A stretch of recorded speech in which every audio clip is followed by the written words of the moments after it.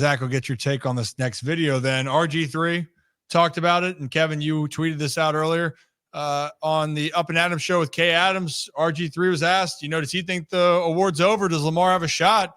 And I'll tell you what, RG3 is telling me there's a chance with Lamar. So let's play that clip for you guys. Is the race still a race?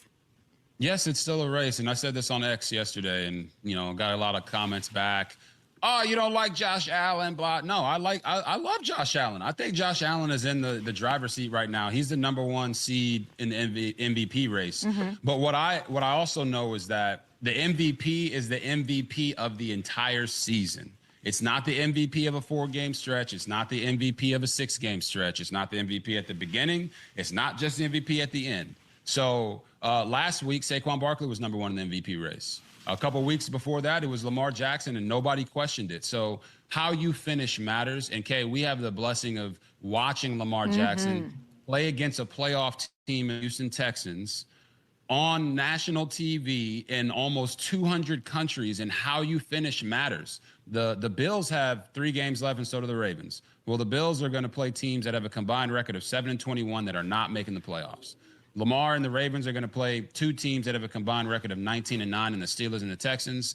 And to me, if Lamar goes on Christmas Day and has the game he had against the New York Giants, I believe he wins the MVP in that situation, because it's on prime time galactical TV. Okay, everybody is going to be watching this, and I can't say enough about the season that Lamar's had. If you put them side by side for the season, Lamar beats Josh Allen in every statistical category except for rushing touchdowns. So, and he's got 9 more passing touchdowns. So it's like, it's not Josh Allen hate. Josh Allen is doing legendary things. I think he's the first quarterback in NFL history. I think we have the. Do we have it? I'm hearing that we have it.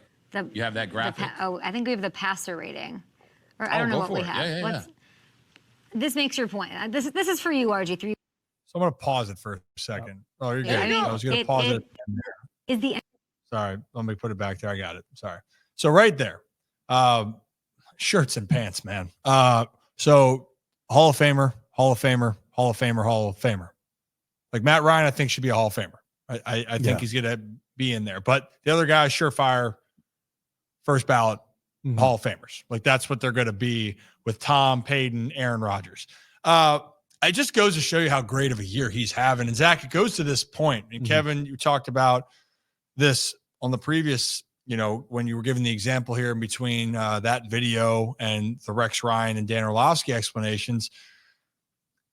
If Lamar slays the demons with Pittsburgh and lights them up, and that's going to be a primetime environment. People are going to be tuning in for that game on Saturday. And then they go to Houston on Christmas, and they light up a Texans team that they've been stingy defensively. They've given a lot of teams problems defensively.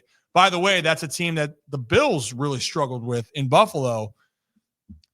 Look, I love both guys, but I think if Lamar does that, I'm with RG3, man. Do you think in the same category, Lamar lights it up, we might have a different perception here going into the final week of the season? Yeah, of course I do, because we've had a different perception going into each week pretty much with this NFL season.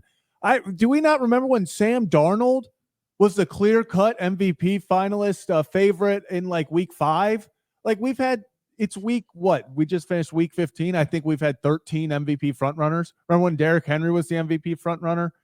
I agree with RG3, and real fast, I think it's hilarious when it panned full screen to RG3, just the casual Heisman sitting next trophy. I was going to say that too. Very out of place next to the Fungo Pop. Incredible placement by RG3 there. I agree with the fact that because of the teams that are left and what times they're being played, because he talked about national television, and then this Saturday versus Steelers, that they are that time slot. That is the time where, people are going to be tuning into that game. If Lamar Jackson goes and does what he did this past weekend against those two, then yeah, I completely agree. I think it is completely open. In my mind, Josh Allen I would give him an 80% chance at winning this thing. I think he is by far the front runner. And he deserves it. I think the biggest thing is he's beaten the Chiefs and he's beaten the Lions. He's beaten if they finish with the number 1 seeds, I think that carries weight, because we said the same thing about Lamar last year. I think it's one of those things where Allen's had the big moments. He's had the run against the Chiefs to win the game. He had the little hook and ladder thing with Amari Cooper in the snow that everyone was obsessed about. It just feels like he's had those moments.